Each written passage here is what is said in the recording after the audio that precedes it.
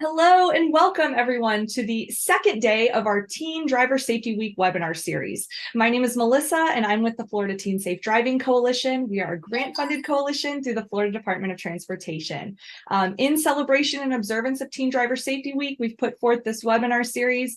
If this is your first webinar that you're attending with us, welcome. If you're a returning guest, glad to have you back. We have 5 webinars this week, all of which focus on different teen safe driving topics.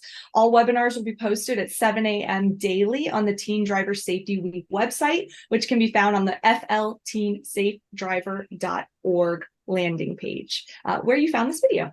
As a reminder, 20 people will randomly be selected for a Chick-fil-A gift card. To be eligible, you must be a Florida high school student, watch the entirety of this webinar, and complete the post quiz by midnight of today, which is Tuesday, October 17th. You will need to be present throughout the webinar to get the code words and the information to answer the questions in the quiz at the end. I would like to begin this panel by kicking it off to introduce our first speaker, a valued member of our Florida Teen Safe Driving Coalition, Ms. Kristen Schinner. Kristen is a critical care trauma nurse who works in the trauma team at HCA Florida Lake Monroe Hospital. She is the trauma coordinator of education and injury prevention. Kristen has also been trained in the Impact Teen Driver Intensive Trainers Workshop, and she'll be representing the Impact Teen Drivers program in today's discussion. So welcome, Kristen. I'm going to turn it over to you to tell us more about yourself and about your focus with Impact Teen Drivers. Thank you so much. I really appreciate it. I'm going to go ahead and share my screen. Okay, can everybody see the presentation? Yes. Excellent.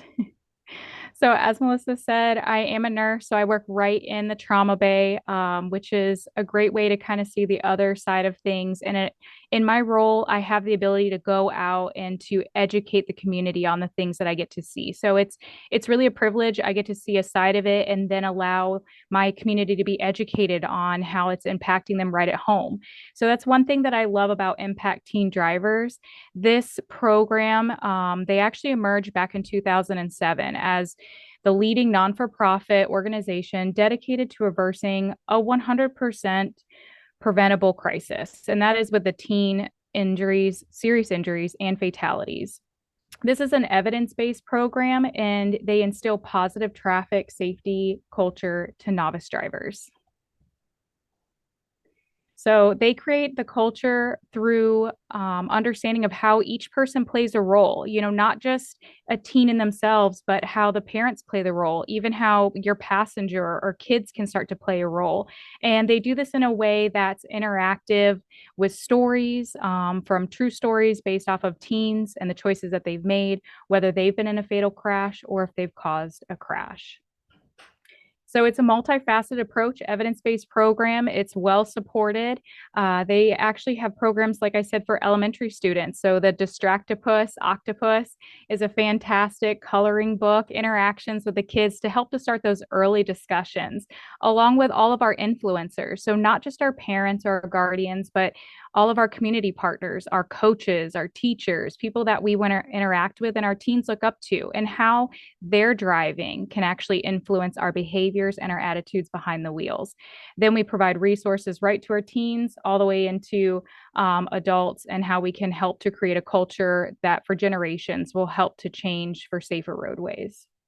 So, an overview, their mission is to develop and promote evidence-based research that helps to engage and also to educate and empower our teens. The strategies are all positive, influence-based, so there's no scare tactics. That's been proven not to work. So, they show us actual tools, and we do quizzes and different things to engage the team and help them to learn strategies that they can use behind the wheel when they're in real situations. So how we do it, you can see a couple of cool little things down here. We've got the Wheel of Death at the bottom, a couple of posters that help to get thought-provoking conversations going and discussions like, what do you consider lethal? A lot of times when we have these discussions with our teens, we recognize that they don't look at the easy answers, they look at the bigger things. So you'll see just right here, they talk about grizzlies and stuff like that being lethal, but actually sometimes it can just be a little distraction behind the wheel. So their approach, they look at engaging in interactive tool plays, personal stories. They educate on the 4 types of distracted driving, seatbelts and speed, and also speaking up is another great program. They thoroughly discuss the graduated driver license laws, which is a huge part of Florida and our opponent for safety. And then it's all evidence-based, meaning that they reflect back on themselves. They look back to see, are they making an impact, and where in the program do we need to make changes? Because perception is everything. So we always want to look back and make sure that the program is reaching. And you can see on this slide here, it shows that we have a really great feedback. And so they're continuing to develop their program from there. There are several different presentations that not only, like I said, we can give to the teens, but there's also one specifically for our adults and our mentors to look back at how their attitude behind the wheel can help impact ours. There's also great incentives for our schools. There's a Bee Thumb Buddy, which is really cool. You can take a picture of your thumb, post it all over the social media. Your schools can earn money on the Bee Thumb Buddy. You can see right here in the center of the screen with her little hat and smiley face on her Bee Thumb Buddy, and great videos to go along with that, showing how teens are making good choices behind the wheels and being good peers to their loved ones. So what do you consider lethal? It's always a great discussion to start up with your teens. Wheel of Distraction shows how you personally can have a higher percentage just making a few changes, and also just your daily activities, how many passengers you have, what time are you driving, and do you typically allow distractions to get you, such as the radio or eating or different things like that, that may actually pull our attention away from the wheel. Personal stories to help you be able to relate to your own situations, and then empowerment, how you can change what you're doing behind the wheel. So there's always some great data to support what they're doing. And you can see across here that we are reaching that age group from our early on drivers all the way into our adulthoods, and how we've seen a drop and an impact from education to all of these different groups. So it really takes a whole culture and everybody involved to make the difference. There's college programs that you can become a part of all through online modules, which is a great option. Also, you know, the parent under the influence programs, the QR code, and then who can make a difference all the way into middle school. So some really great programs and options. There's a little Distractopus I was telling you about. A lot of fun with kids. So turning the research into action, they use if you're familiar with the re-aim intervention, it just helps to bring a program into point and allow it to continue to be sustainable. So this is the framework that they use, and you can see all the different things that keep them focusing on their target population. So key takeaways, it's not too early to start. We're here to empower and to share a positive traffic message, so together we can create a better culture of positive traffic safety behaviors. And the best way to reach, if you go to impactteendrivers.org, no matter where you're at, you can reach out to them and ask them to have a program in your area, and they will work with you within your budget and within your means to get resources out there. And the other great option is they do offer this in English and in Spanish. All right. Thank you, guys. Any questions so far? Thank you so much, Kristen. I think as far as questions are concerned, we're going to direct that to our audience at the end of this webinar, and we'll be certain to follow back up with you if we do have any. I think it was super great that you gave us some information on Impact Teen Drivers. It's a really great evidence-based program that really does touch both a younger audience, a teen audience, and a parent audience to help push out those messages and push that evidence-based model to help change behavior in a community. So thank you so very much for your presentation. Thank you. Yes, our next speaker is Whitney Murphy. So Whitney Murphy is a junior in high school who is currently serving as the secretary on our 2023-24 Florida Teen Safe Driving Coalition Ambassador Board program. She's been volunteering for MAD since 2021, where she gained a passion to help spread awareness on the dangers of driving under the influence and distracted driving. So Whitney, I will give it to you to take us away. Hi, my name is Whitney Murphy. I'm the secretary of the 2023 through 2024 FTSDC Ambassador Board. I'm in the 11th grade and I live in Pembroke Pines. In 2021, I gained a passion on advocating for the dangers of driving under the influence. Driving destructively was not something I thought about at first as a problem until I started attending MAD events. Those events truly left an impact on me. When I went when I wanted to find out how I myself could help in my community, I think what played a big role in my passion to helping spread this awareness was watching my mom advocate on the dangers of driving under the influence. I see her work with many adults that were affected by destructive driving, and I thought I could help spread this awareness to my peers so I could help prevent them from being in that type of situation when they're older. I want to talk a bit about my driving experience. I personally have a permit. I got it over the summer. I was scared to drive for a while because of all the dangers that come with driving. And when I got into a car accident in 2019 because a person was texting and driving. So I vowed to not get my license. But I was 11 at the time. And now as a junior in high school, I realized that there are perks that come with driving. So if I drive responsibly and I follow the law, I will be okay. These are some of the distractions I see most amongst my peers. I know everyone can attest to this. They've seen their family members and friends eat while driving. Maybe you've even eaten while driving. I may not have a lot of driving experience, but I didn't know that this was a form of distracted driving. If I didn't know this was a form of distracted driving, I probably would have done it once I become a more advanced driver.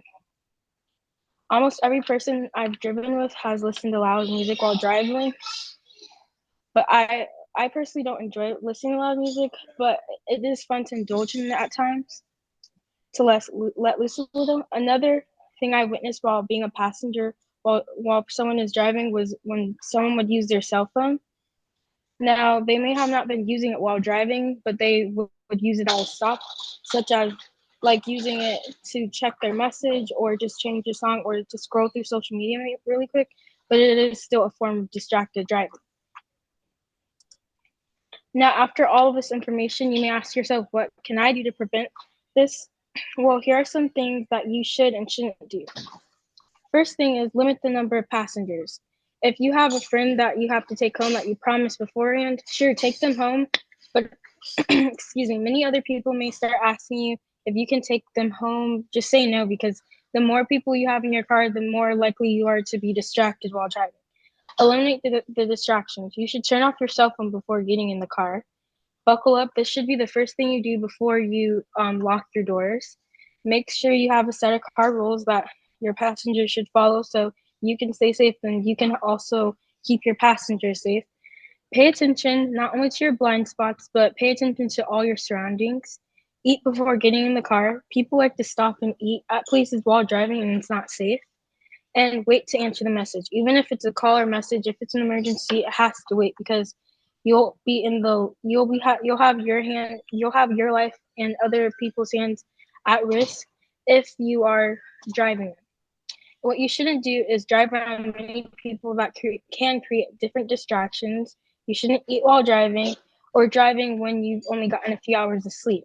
That can cause you to get into a car crash.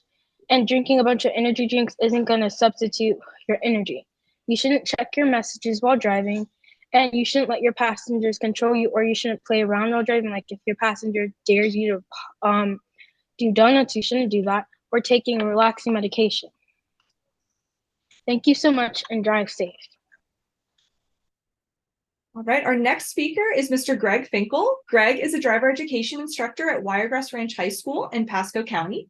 He also serves as the sponsor for his school's Students Against Destructive Decisions chapter, or SAD. His chapter also won Chapter of the Year in 2022, which is a very tremendous accomplishment, especially for Florida and his school. So he's very passionate about teaching students to drive, as well as guiding their parents to be equipped to assist them in that process. So I will hand it over to you, Greg.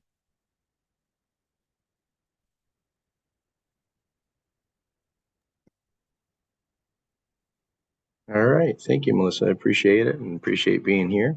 Yes, my name is Greg Finle. I have been a driver's ed instructor for over 20 years. And yes, I've risked my life with multiple kids for many, many years, but I love it to death. I also do private lessons as well. I love going one-on-one with these kids. It's absolutely amazing. Throughout my experience through SAD and through driver's education, I've worn many hats. But my primary goal is safety of our students. Pasco County happens to be one of the most dangerous counties in the state of Florida. We have over 15% of the accidents that occur here in the state of Florida are due to teenage drivers being distracted. So when we talk about distracted driving, obviously with this, the webinar, it is imperative that we understand the reasons why teenagers are being distracted. There are multiple reasons. We've got the visual distraction, which is taking your eyes off the road. You have cognitive distractions, which means you're taking your mind off of the road. And then you have your manual distractions, which basically is biomechanical, that anything that your hands have been removed from the steering wheel, whether it's the radio, the air conditioning, or even giving a friend in the car a high five. So whatever it is inside the car, outside the car, these are all distractions that we need to truly address. My goal is to develop and create an understanding, not only for the teenagers, but for their parents as well, a better understanding of how to eliminate and or reduce the number of distractions in the vehicle. There are so many different ways that we can, and of course, being a driver's ed instructor, I am a major part of the GDL. So when I study with my students here in class, we study all the ins and outs of safety and, of course, eliminating and reducing distractions. We have so many different statistics that we can bring up, and I'm sure we'll do it throughout the webinar. But when we talk about just in our local area here, St. Petersburg, Clearwater, and Tampa, we've had over 5,000 car accidents just in this greater Tampa area. With teenagers behind the wheel, and the majority of those have been due to distractions. So multiple things that we would like to address, and we will throughout the rest of the webinar, but look forward to all your questions at the end. Awesome. Thank you so much, Greg, and we look forward to engaging you in our panel discussion as we move on. I have no doubt you'll have some great insights to offer with us, so we'll look forward to that. Our next speaker is Brian Delaney. Brian Delaney is a safety advocacy specialist at the National Transportation Safety Board, or the NTSB. For over 10 years, Brian has worked with various national youth advocacy organizations, including SAD, Students Against Destructive Decisions, and NOISE, the National Organization for Youth Safety, along with In One Instant and the Emergency app, to develop innovative teen driver safety advocacy campaigns and programs. We're so glad to have you here with us, Brian. Please, I'll hand it over to you. Tell us a little bit more about what you focus on and what you're passionate about. Well, thank you, Melissa. It's great to be here. And thanks to all the students, youth, and parents from Florida for allowing me to join in. Very excited to be here. My name is Brian Delaney. I'm from the NTSB, my focus at the agency is teen and young driver safety. It's a safety priority for the NTSB, but it's also a personal safety priority and personal issue that's very, very important to me. My journey, like many people in traffic safety, spurred out of tragedy. When I was a sophomore in high school, was killed in a distracted driving crash. So distracted driving is personal, and to many people it is.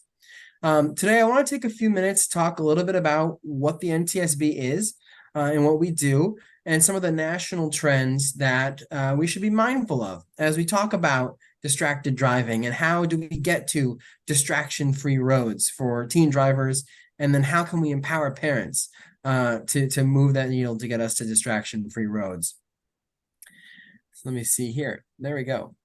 So a little bit about NTSB. We're an independent federal government agency. We investigate every civil aviation accident, every plane crash that happens in the United States of America, but we also investigate other transportation incidents and crashes in modes in marine, in highway, rail, pipeline, hazardous materials. So of course, I want to focus on highway today.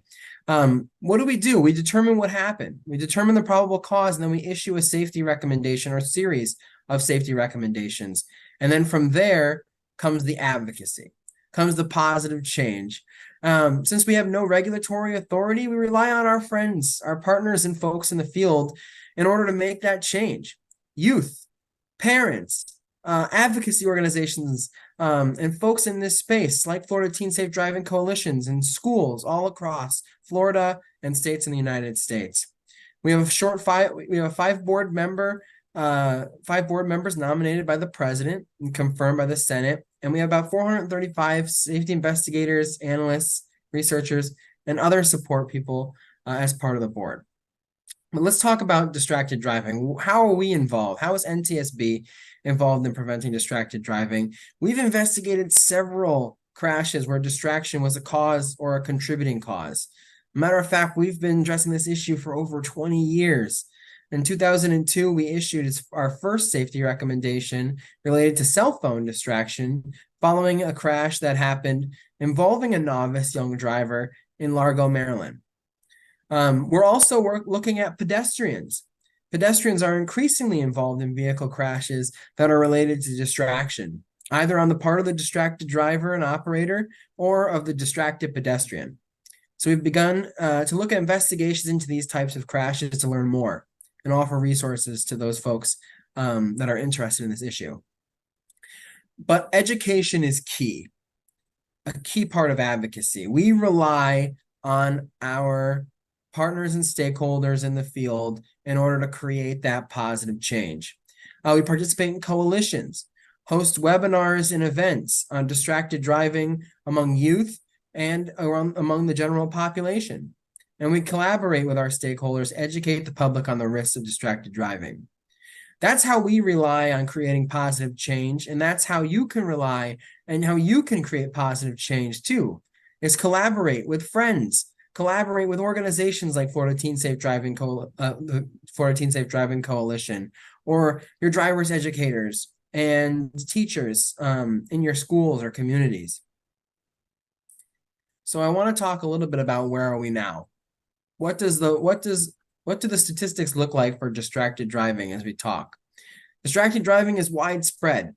It kills thousands and injures hundreds of thousands in the United States every year. And unfortunately, it's underreported. So these numbers could be higher. In 2021, 3,346 people of all ages were killed in distracted driving crashes. And distracted driving accounts for about 8 to 9% of all fatal motor vehicle crashes in the United States. But let's drill that down to youth, because we're going to talk about teens and young drivers. 47% of those killed in teen distraction-affected crashes, ages 15 and 19, were 15 to 19-year-olds. So this issue is impacting young people. We got to take action. So how do we do that? How do we work to achieve distraction-free roads? Well, first, recognize that safe driving requires 100% of drivers' attention 100% of the time. Distraction is not only about holding a device in your hand, looking at apps, sending a Snapchat, watching a live video, texting, taking a phone call. It also involves mentally straying away from the driving task. We've also issued recommendations to ban the use of all personal portable electronic devices, particularly smartphones and tablets, while driving. That can help us achieve that distraction-free road. We also encourage the development of new technology features that help disable functions of portable electronic devices within reach of the driver when a vehicle is in motion. So we look to new technology to help us move that needle. Now I want to share two things to parents and to young people and the youth listening here. To parents, set ground rules. Talk the talk and walk the walk. I know I used to look at my parents and admire what they did, was influenced a lot of the time by what they were doing. So when young drivers see and learn from parents' example, if we see parents text and drive or drive distracted, it can appear as though it's okay. So be that positive example. Don't drive distracted yourself, and then encourage your young people, your youth, your teens, your children to not do the same. And to youth, be a positive example and establish that distracted driving is not okay, whether you're driving or you are the passenger. Stand up for yourself and for others in the car. Be okay with speaking up and saying, no, distracted driving is not acceptable. It's just too risky and it's not worth the risk. So with that, I will pass it back over to Melissa. Thank you so much for your time, and I'm excited for your questions. Thank you. Awesome. Thank you so much, Brian. And I especially appreciated that you highlighted the parent piece, which is such an important topic when we talk about distraction and avoiding it among teens. So to that point, I want to jump into our panel. So this webinar is very aptly named Navigating Distraction-Free Roads for Both Teens and How to Empower Parents. So you're going to notice that we're going to have a couple of questions that gear us toward those two subjects. I think our speakers have set a really great foundation so far, setting the stage, giving us the depiction of the problem. Hopefully now we are going to dive into those solutions and figure out how we change this moving forward. So to kick things off, and this is an open discussion for all of our panelists, so please feel free to join in, give your feedback. We're wanting to hear from you, our subject matter experts. If you're an audience member listening at home or at school, throw your questions or even your own feedback here in the chat. We'd love to highlight those as we move on to in this webinar. So to kick things off, let's define exactly what is distraction-free driving from each of our panelists. I'd love to know what your thoughts are on what is distraction-free driving. How would you describe it in your own words? And why is it crucial that teens are distraction-free?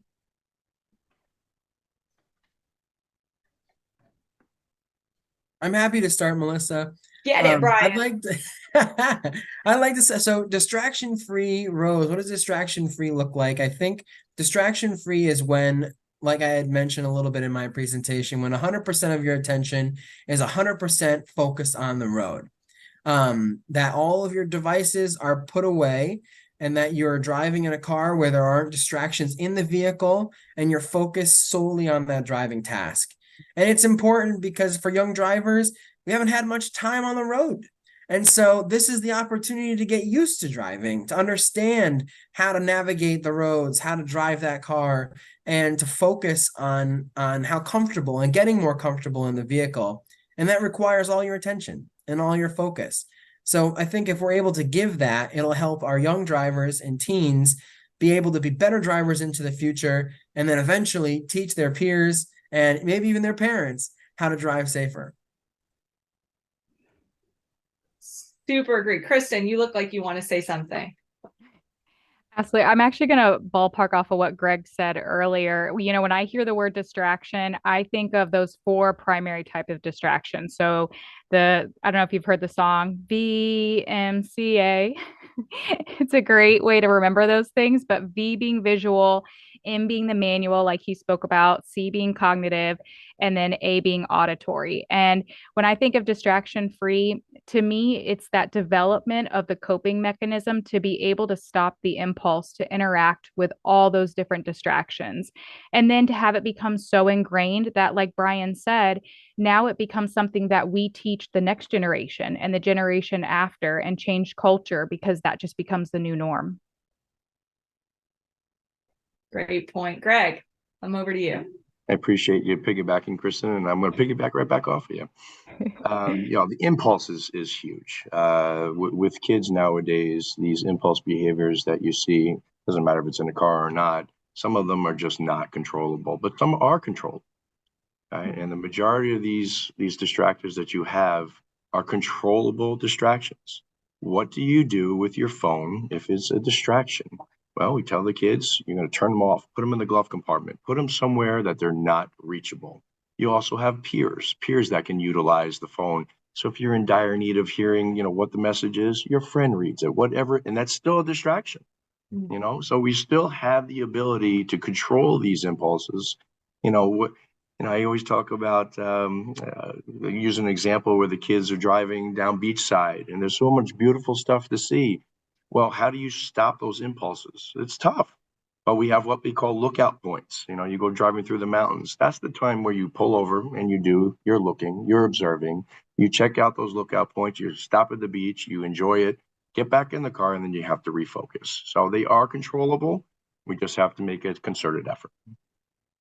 Great conversation on this. I feel like I'm hearing things about choices, managing that impulse control, 100% focus on the road 100% of the time. I think that we're headed down a good direction. You guys are giving some really great insight here.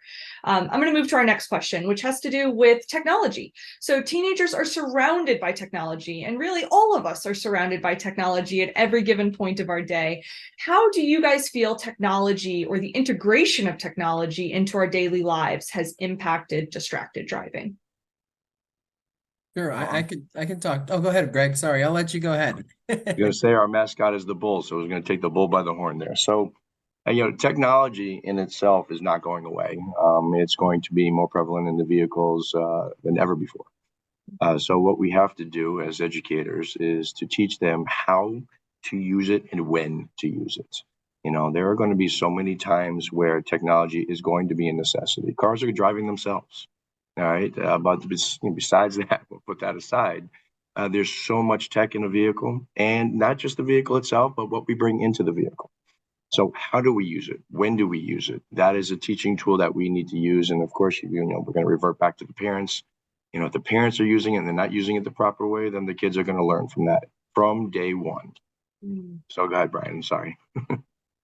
No, absolutely. I couldn't agree more. I think that the technology in vehicles today is so advanced.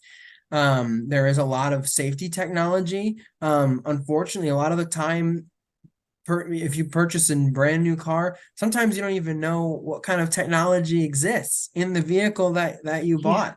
That could help you, be a safer driver. Or it might even be a teen specific, driver safety technology that exists.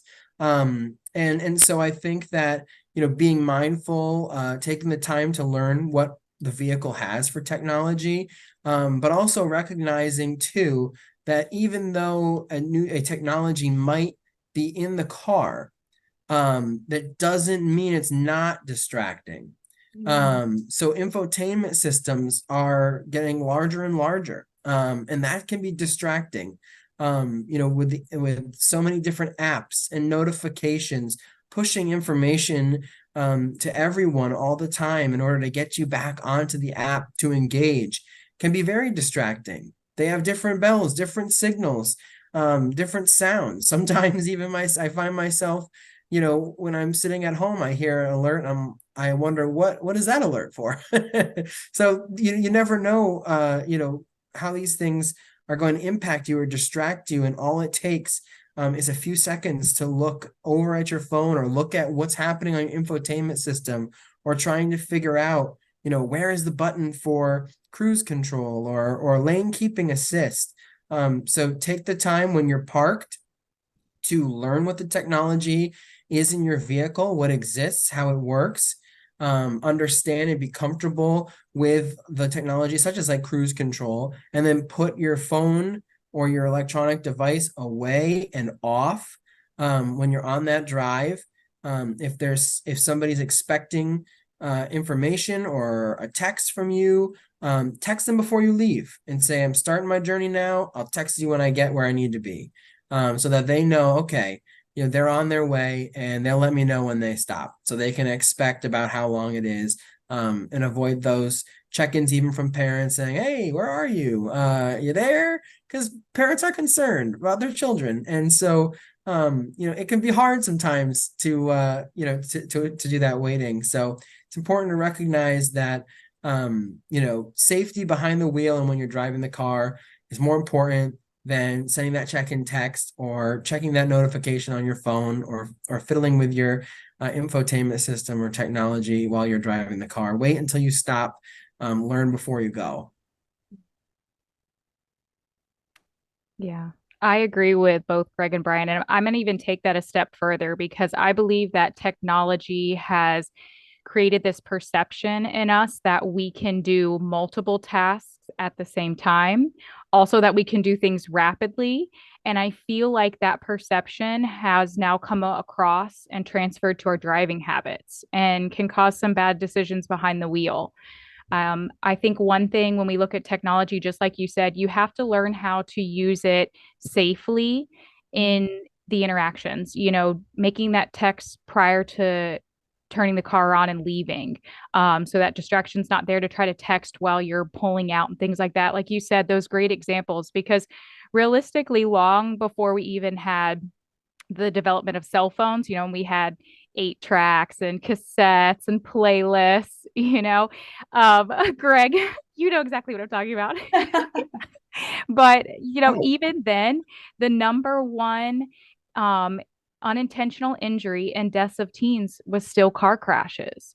So it's something that we've dealt with for decades. And it's like you said, more technology, and I think one thing that technology in a positive note is it's now been an eye opener to show all of us in our communities just how this issue needs to have more awareness, how we need to have more awareness, and what resources are out there, what resources are available to these teens to become safer drivers. Things that were not available, years prior can now be right in your fingertips if you just utilize them. Just to add a little bit, if I may, we rely on technology way too much. And technology is fantastic, it's beautiful, but it also deems to fail every once in a while. So when I teach, we're not going to focus in on that backup camera. We're going to still look over our shoulders. Blind spot mirrors, they're wonderful, but the sensors that they have on the side mirrors, they're faulty, and if you're going to rely on that little, pink dot on your side mirror and not look over your shoulder, you're going to lose an entire UPS truck in your blind spot. I mean, that's how dangerous this can be. So when I teach, we're teaching, about the tech, but we're also going to teach, you still need to look. You need to use your own eyes. You need to be focused. So tech is beautiful, but you can't rely on it 100%. And we all know that. Yeah, I think that's really great feedback, Greg. I think that you also come from a very unique perspective in that you are teaching the youth all day long, how to make those safe decisions and be mindful of this technology that is just rampant in these cars and on the roads. So, okay, we're going to segue over to the parent side of things. So, Brian, you touched a little bit on parents being that role model, and I think this is going to be a really great segue into that arena. So, parents, as we know, play a very vital role in shaping their teens' driving habits. What can parents do specifically to encourage or enforce distraction-free driving behaviors amongst teens? Do you guys have any effective strategies or tips to share, insights? We want to hear. Go. Jump in real quick. First, just let you guys know that moons ago, I used to teach parents how to teach kids. It was a very successful program. I had a lot of beautiful feedback. But the main ultimate goal taught was that parents need to be narrators. They're not silent observers, or I'm going to grab onto the handle and freak out every 2 seconds. They have to be narrators. And what I mean by that is they have to be fully engaged in the drive with their kids. It's exhausting. We all know that, especially for me. That's my job. I'm in the car for 4 or 5 hours a day with kids. It does become exhausting, but they have to be able to work with the kids and show them what's right and wrong. You also have to point out or even ask questions, simple questions, such as when you're approaching a traffic light, what color is it? As opposed to them looking off to the side, they're telling you what the color of the traffic light is. It is so imperative that parents, when they are working with their kids, and when I say working, it is also imperative that they do work with their kids. So many times, it's a little soapbox, I guess, but so many times kids will tell me that their parents don't work with them and I'm the only one working with them, and I don't have enough time in the day to work with all of them that many hours. So parents, please, definitely get out there and work. But with that being said, it is imperative that these parents are aware that narration is the big key to success. All right. And it will help not only the parent, but the driver become more attentive on the road. Yeah, and I want to almost interject into that thought process, just the overall wisdom that an experienced parent driver is going to have influenced on their teens. So much of the problem with that driver inexperience side for teens really is this, you don't know what you don't know. And so how many of us, when we're driving, right, experienced drivers, we know that car is about to cut us off. We can tell, for years of driving have conditioned us to know, to expect a certain thing to happen based on certain signals, right? So I think to your point, Greg, you've got a great feedback there, that narration, that sharing of wisdom, these are things that are really going to help change that perspective for teens or provide that education. education that they're lacking. Brian, Kristen, what do you have to offer on that? I totally agree. You know, parents are the number one role model for how the child's attitude and behaviors behind the wheel are going to be. I mean, they're literally watching us from the time that they are forward facing in the car seats, and that is making an impact. And just like Greg said, we have to have those discussions even early on. Include them in your thought process, include them in why you're making the choices and the actions that you're making. Even if it's a mistake, you know, tell them, I made this mistake. This is why. This is what I'm going to do in the future, because those discussions are going to start their form of thinking. So when it's their turn behind the wheel, they're going to go back and think about those discussions and hopefully make better choices when they're on their own. I, for one, drive a 27-foot trailer, and my truck, you know, is probably another 10 foot. So it's like a 37-foot rig going down. And I'm always telling my child, you know, when you have vehicles that come, they can't stop quickly. You know, leaving distance, just little tips, like you said, things that aren't going to be necessarily in the manual verbatim. You have to sit there and provide that discussion with them so that they're prepared for these things. And I'd like to add one thing too to go off of what Greg and Kristen both said. I totally agree. Another idea too is, you know, I think there needs to be a sense of accountability on both sides. I think that, you know, as much as parents are able to encourage their young people, don't drive distracted, don't pick up your phone, make sure that phone stays down while you drive.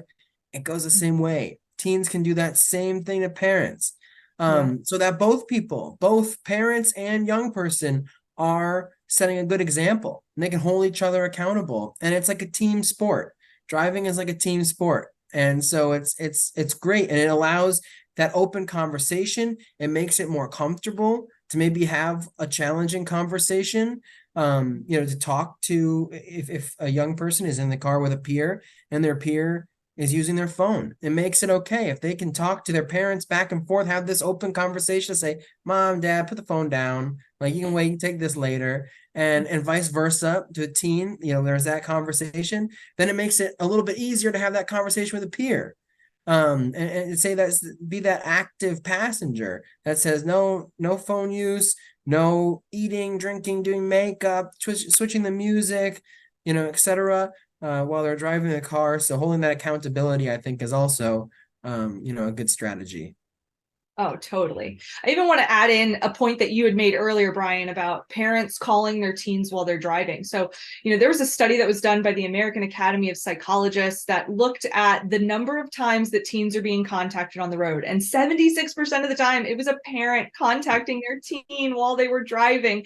And so, you know, I always like to be the purveyor of resources and information. There are free tools out there. Google has a location sharing service. You've got Life 360. You know, these are apps that you can have on your child's phone or your teen driver's phone that will let you know when they are driving, and that will at least empower you to make that thoughtful decision to not contact them while they're driving. So I think you guys shared a lot of really great insight on this. So midway through our panel, as promised, we are going to give the magical code that the teens will need in order to submit their survey. So if you've made it with us this far, and I hope you have earned your free code to help enter in your post survey after experiencing this webinar. So the key word that you will need to use is the word attention, ATTENTION, attention. You will need to remember this word for the post survey. And again, 20 participants will be randomly selected to receive a free Chick-fil-A gift card by completing this webinar, completing the post survey, and entering that code. So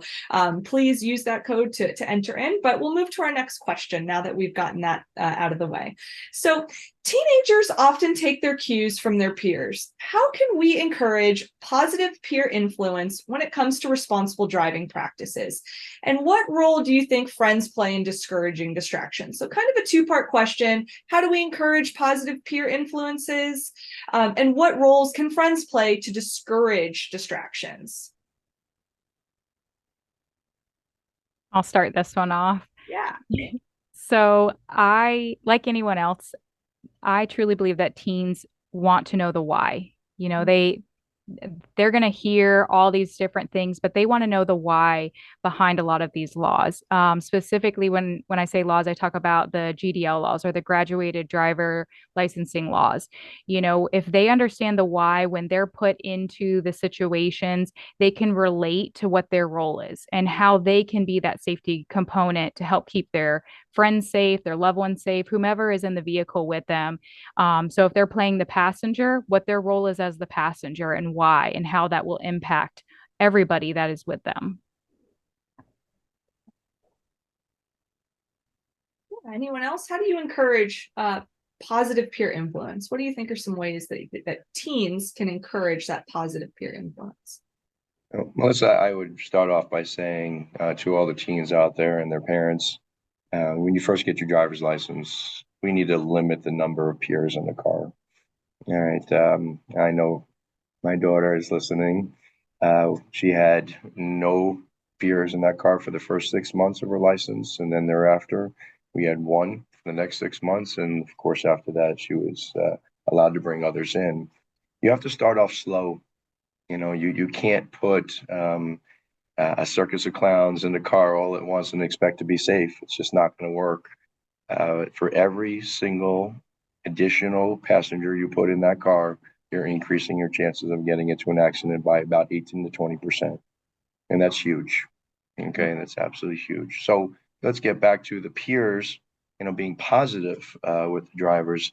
A lot of that responsibility is still on the driver. It's what we talk about in the car. When we have teenagers driving, they have to be able to stand up, if you may, to their peers and say, hey, guys, got to cool it. All right, let's work this out.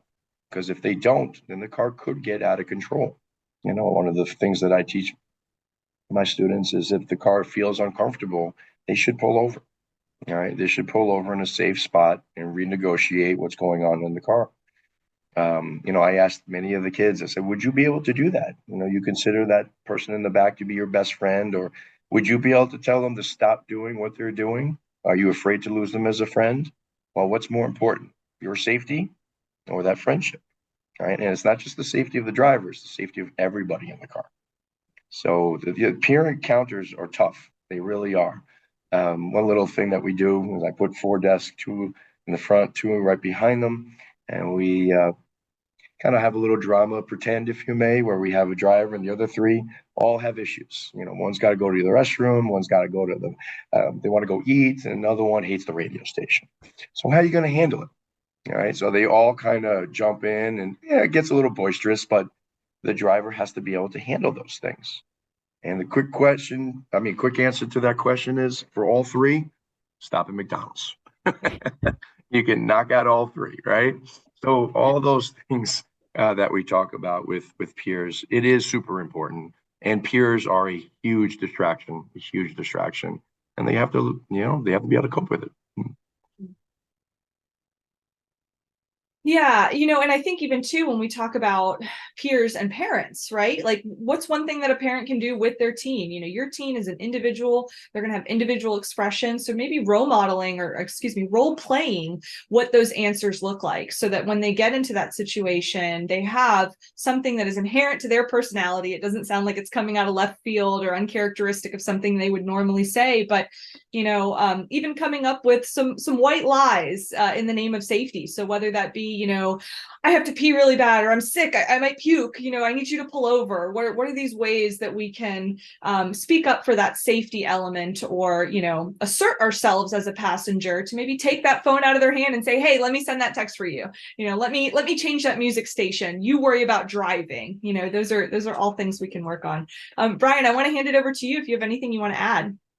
No, I totally agree. I think Greg and Kristen really hit it on the head. Keep those number of passengers, low to none in the vehicle, to make sure that teen can focus entirely on the driving task. Good point. All right, well, we're going to move to our last and final question of this panel series.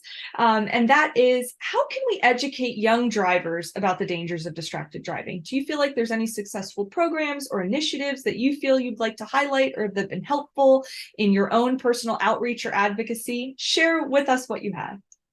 I would just like to say, I think, one of the best ways to connect with young people is allow them to guide the messaging.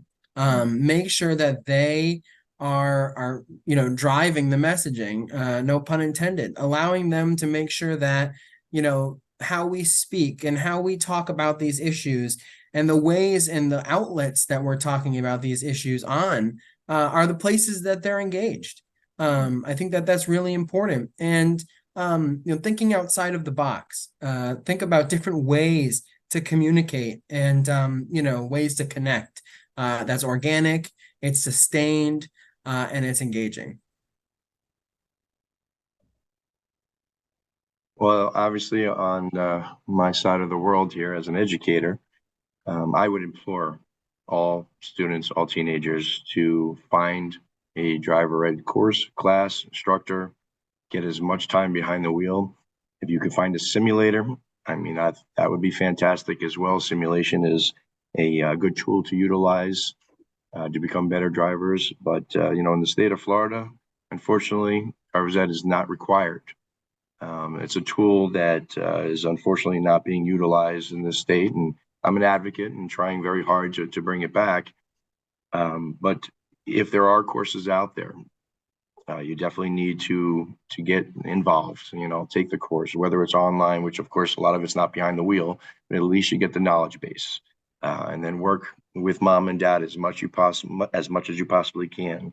But the GDL is an important program, and you really need to know, just like Kristen had mentioned before, the rules, the regulations. And if you get in a car and you're not knowledgeable, if it's not here first, okay, it's almost going to be impossible to bring it out there. And it's got to be up here first. So if you've got the ability, I know I'm repeating it, but if you've got the ability, please invest yourself in taking a course.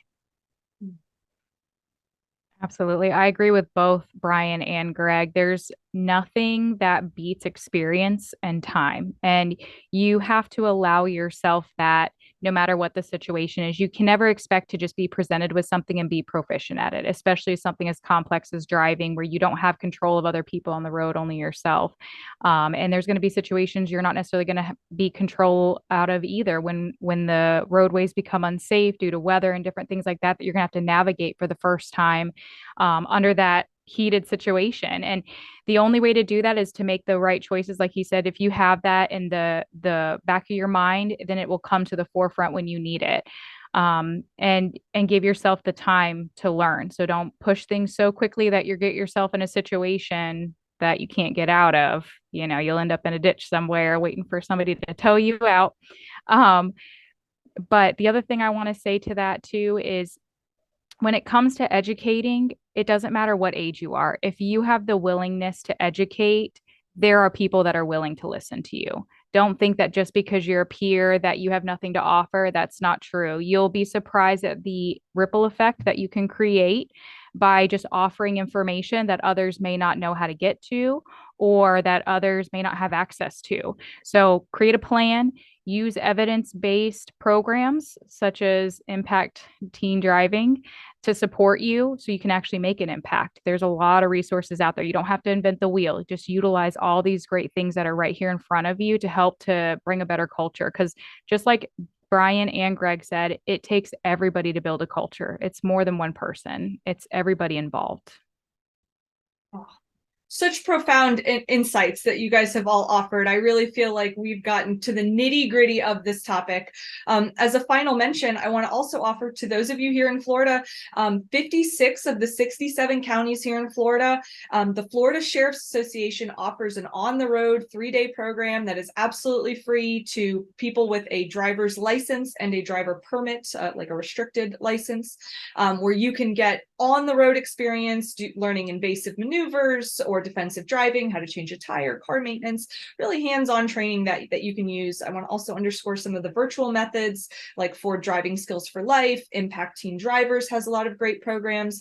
Even the Ford Driving Skills for Life, which is a virtual program you can utilize to receive insurance rebates off of your programming. Last and finally, the Florida Teen Safe Driving Coalition, we have tons of resources, whether that's traffic safety projects or the Ground Your Parents kit to help teach your parents to make those safe decisions behind the wheel. So whatever it is, we hope that you take advantage of these resources because it is so important that we get you home safe. We don't want to see these crashes happen because they are 100% preventable through greater choices. I want to thank our panelists for such insightful and fun discussions. I think you guys have given us so much to think about as we navigate the Teen Driver Safety Week. In case you missed yesterday's webinar, we're super excited to announce the opening of our new Florida Teen Safe Driving Coalition Ambassador Program. If you are a Florida high school student who is passionate about making a difference in your community and you want to help promote teen driver safety practices and save lives on the road, we would love to hear from you. So there is no application required. You just need to scan the QR code that will be provided to you on the screen in order to register. The next screen will be our QR code, and that will be to take the post quiz for today's webinar. Please complete it to be entered in a chance to win the Chick-fil-A gift card. We hope to see you tomorrow for the Mind Over Miles webinar, which explores how mental health impacts safe driving. Our speakers' information will also be provided in case you'd like to follow up with any of them with any questions. We look forward to seeing any feedback you might have or questions that you might think of during this webinar. But again, thank you for attending. Thank you for all of our presenters for providing their insights, and we hope you all stay safe. Thank you.